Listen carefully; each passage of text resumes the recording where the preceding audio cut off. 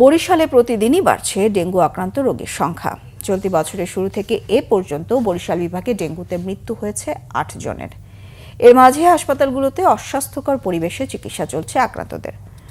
মশারিও জুটছে না, হাসপাতালের অধিকাংশ ফ্যানই নষ্ট, অপরিষ্কার বাথরুম।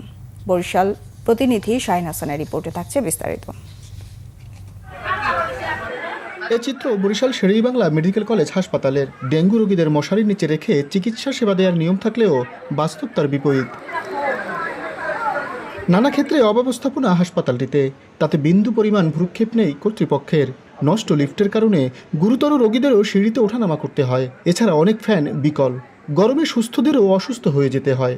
ডেঙ্গু রোগীদেরকে আরেকটু সচেতনতার সাথে মশারি টানিয়ে এবং ভালো জায়গায় রেখে চিকিৎসা করা উচিত। বাথরুমে যে যাব ওখানে ময়লা, দুর্গন্ধ, আবর্জনা, বসার কোনো অবস্থা নেই।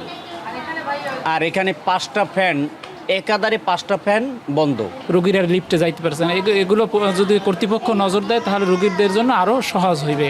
প্রতিদিন আমি মনে হয় চলিয়ে যাব, মানে এত কষ্ট, আমার বয়সে আমি এত কষ্ট পাইনি। ধারণ ক্ষমতার চেয়ে রোগী বেশি হওয়ায় কিছুটা হিমশিম খেতে হচ্ছে বলে জানিয়েছে হাসপাতাল কর্তৃপক্ষ।